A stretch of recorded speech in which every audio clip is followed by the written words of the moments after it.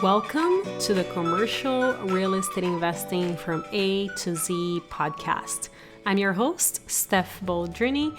This podcast is for everyone who wants to be part of our real estate family and learn commercial real estate investing from A to Z. I'll be sharing with you tips for real estate investing while being mentored by a few people with several years of experience so that you and I can make the least amount of mistakes as possible and succeed a lot faster. My goal is to keep things very straightforward because I value your time and you are here to learn. With that, in the last episode, we covered how do you pick which opportunities to work on and where to look for stranded assets. And in this episode, we are going to take a deep dive into how do you start your career, what kind of properties you should look for, and how this particular investor is dealing with our current situation. We are interviewing Eric Wang. Eric is a commercial real estate investor with a ton of experience in the institutional private equity space, totaling over $1 billion in transactions experience and asset management of multifamily, office, retail, and hospitality properties. Eric is providing a ton of great insights, and I'm sure you're going to enjoy it. Here we go. Eric, thank you so much for joining us today on such short notice. I have been trying to get people literally on the week that the episode goes out, just so the information is relevant during these times. So I really appreciate you joining us today. Why don't we get started with you sharing a little bit about you? Yeah, sure. No, I'm glad to participate. I love the podcast and thanks for having me on. I used to work in commercial real estate, institutional, more private equity funds, and that's where my learning experience came from. These were larger funds that invested in value add projects around the West Coast. I'm based here like you, in San Francisco. Invest in office, retail, a little bit of hospitality, a little bit industrial. So that's where my background was. I started with Prudential Real Estate Investors, now called PGIM, still a very large investor. They just completed a huge industrial acquisition this past quarter. And then from there, I worked at GAW Capital Partners, which is a major international firm based out of Hong Kong, but they have their offices here in Los Angeles. And I was in their San Francisco office working on acquisitions for them.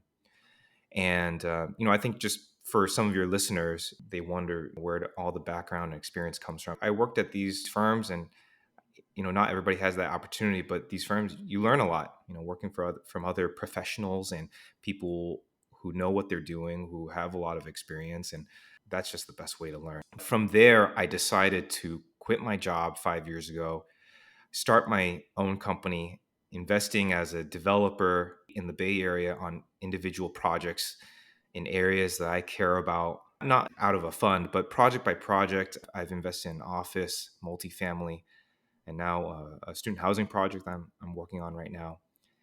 And operate now as more of a small company, or so really a solopreneur. I have an intern that works with me right now, but that's been a decision that I've made just to keep things simple. I've seen other groups and firms manage, actually really billions of dollars of real estate. Just, they only need a few people, but I get to work on projects that I care about and in markets that I care about here, mostly in the East Bay here in the San Francisco Bay Area, where I thought there was a lot of upside and change. And that's what I've been focused on the last several years now.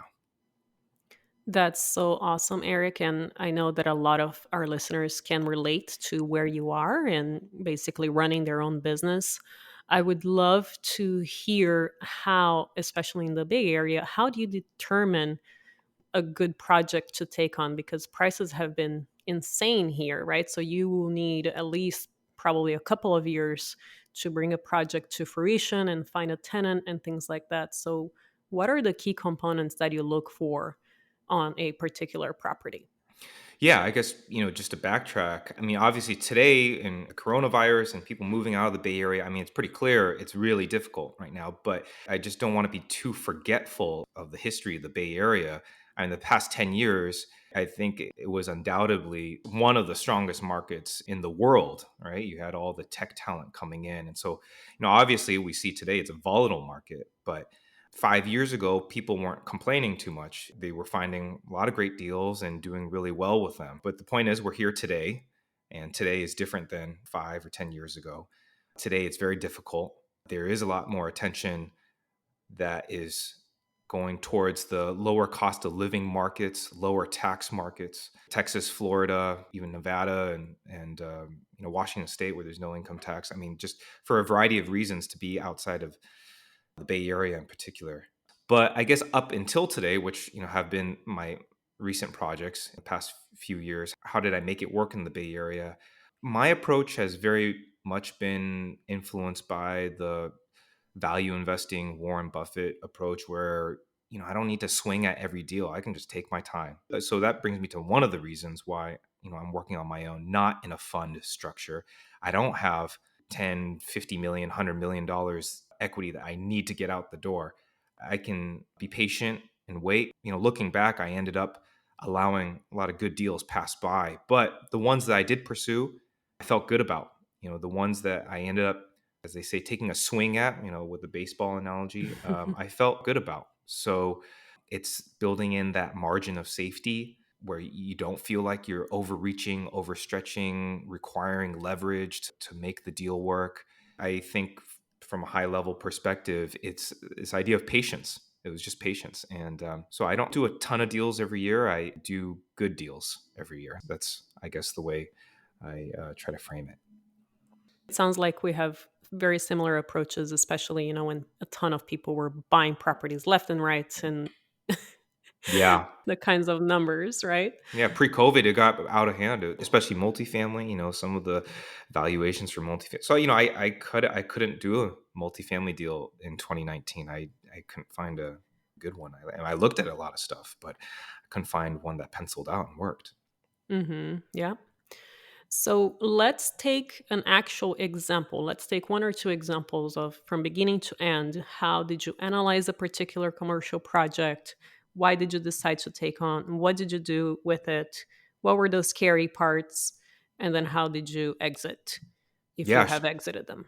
Yeah, sure. One good example is the Live Work Loft project that I invested in. It was a loft building. I mean, multiple lofts. It's essentially multifamily, but it's non-traditional in the sense that these weren't little apartment boxes. They were artist lofts that were out east of Lake Merritt, almost East Oakland, really. And at that time in 2015, Lake Merritt in Oakland was a really booming market. More and more attention was coming around the lake. It was starting to get already expensive. And I think just east of that, in this quiet neighborhood, there wasn't yet much attention there. And so the reason why I was able to get it early on, starting my company, Rev Projects, was because there wasn't as much attention in that neighborhood. And now, obviously in recent years or today, there's been focus and investment, all over the Bay Area and further deep East Oakland. So, but at that time, it wasn't that clear. So it's this path of growth mentality. The location was in the path of growth, outside of Lake Merritt. So I acquired that, and the goal was to transition these very large units, these lofts, from very cheap space used kind of inefficiently. Well, not inefficiently. It was used for artists or for construction people, or people who had all different sorts of crafts and hobbies in these spaces, and small businesses as well. To transition that into more lifestyle living for the creative class that was moving into Oakland, who appreciated better finishes and also the traditional space. I mean, it used to be a cookie factory. So the history of the space, people appreciated the personality Mm-hmm. of the space, the tall ceilings. There was even the original cookie oven that was still Mm-hmm. remained there. So some of the tenants just appreciate some of these little features of the building that were still there, historic features, and gave it character and personality. So maintaining and preserving some of those features while just making it a much cleaner, better place to live, provided some of the basic things, bike parking, put on a new roof, upgraded the kitchen interior finishes from they're just kind of plywood type finishes.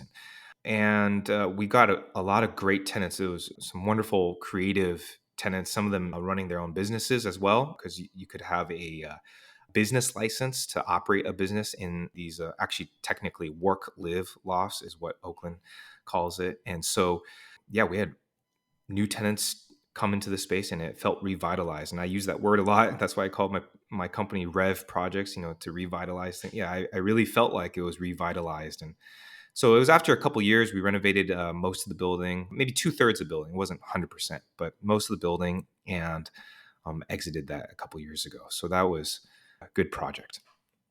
So was it zoned live work already when you got it? Yeah, it was already zoned that way, and I didn't need to Mm. change anything about the zoning.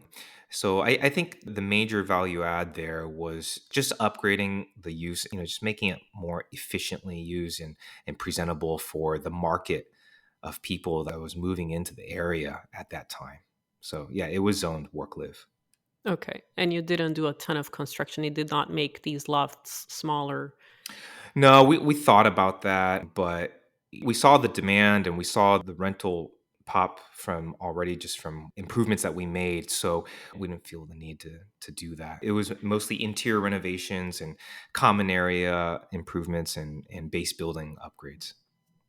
And then you rented it out and then you sold to. Yeah, there was another operator. He actually did renovations in the area, but he didn't do much with this building. He's owned it for now a couple years, and it wasn't a traditional project for him. He normally would do really heavy value add stuff, and he had an investor that just really liked the building, and they just wanted to be in the area and continue the growth in Oakland. And so I think they felt like they would do well with it, take more medium to longer term, take it the rest of the way. So I just got it out of its kind of messier condition and gave it to them.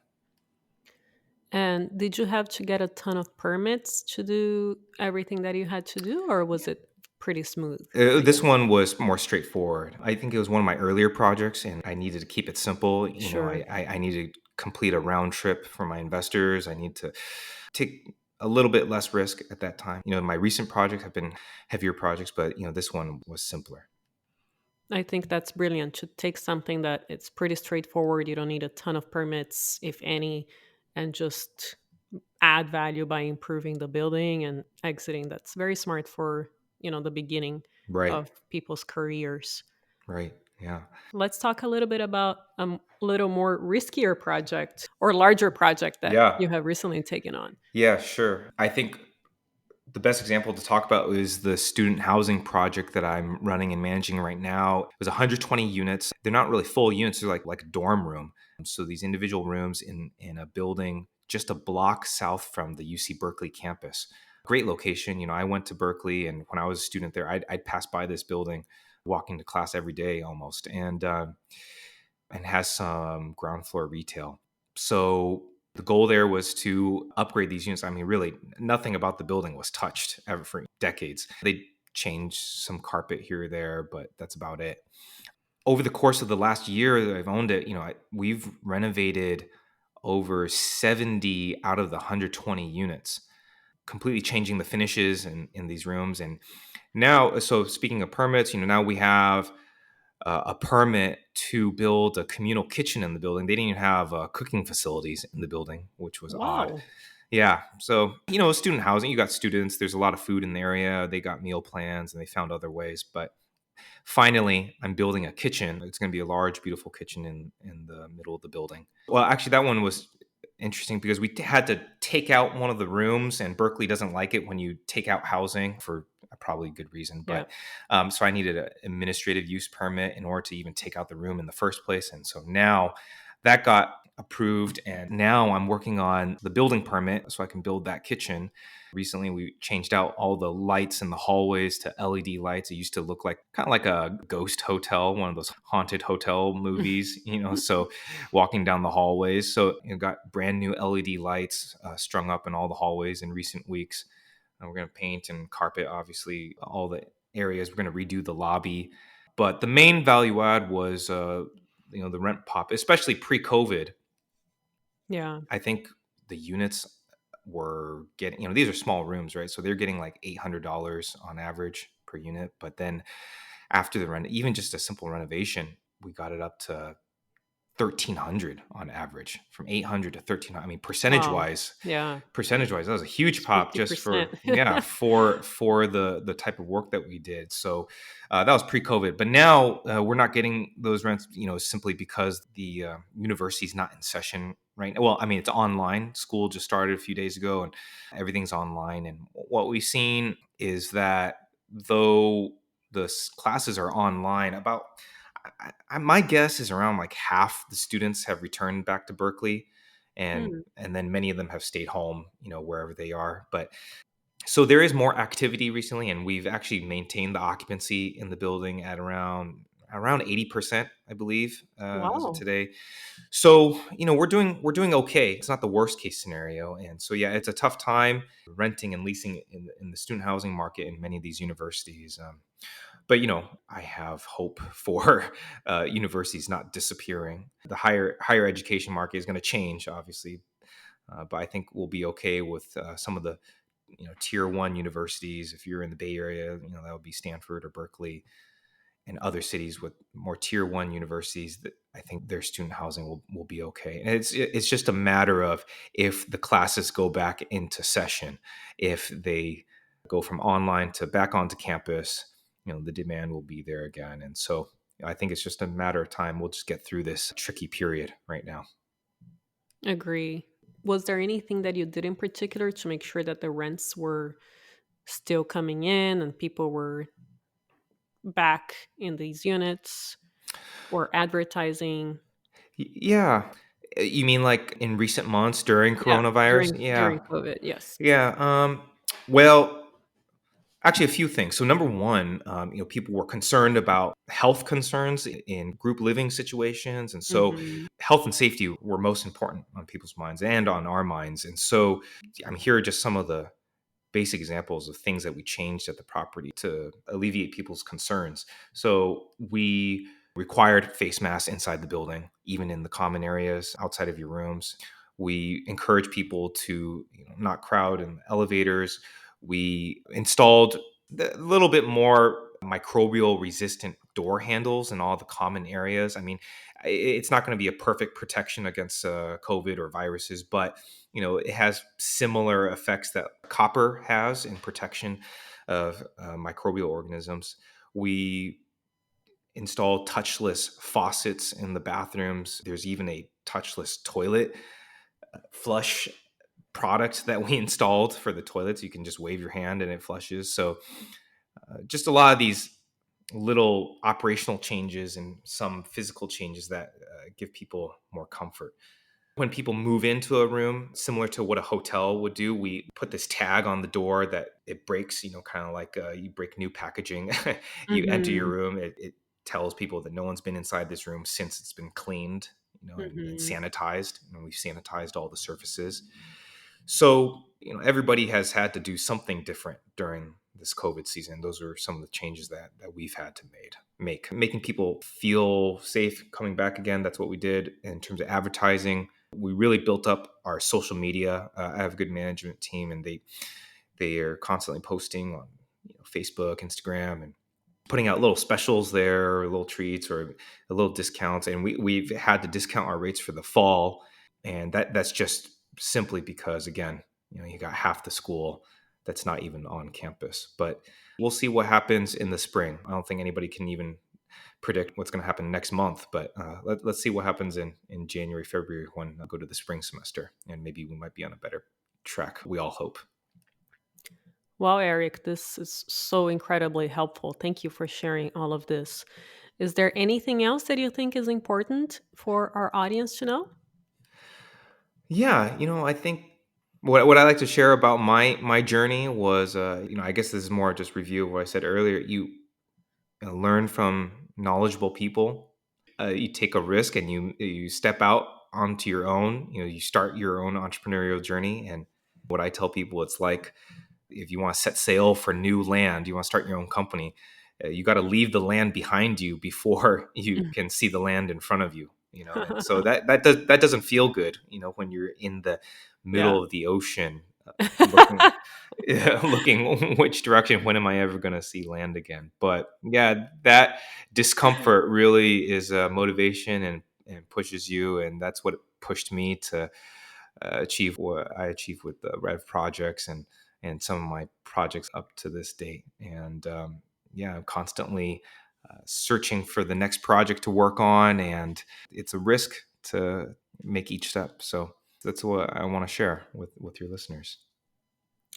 How can our listeners get in touch with you? Yeah, I think the best way is take a look at my website, the Rev Projects website. So that's REV, like Victor, projects with an S at the end, revprojects.com.